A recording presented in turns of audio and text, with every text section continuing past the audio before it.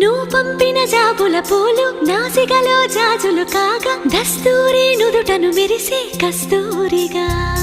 నీలేఖల అక్షరమాల నా మెడలో హారం కాగా చేరాతలు నా తల రాతను మార్చంగా నువ్వు రాసిన ఈ ఉత్తరమే నా మనసుకు అర్థంగా నువ్వు చేసిన ఈ సంతకమే మన ప్రేమకు పసుపు కుంకుమ అర్థంగా గంగా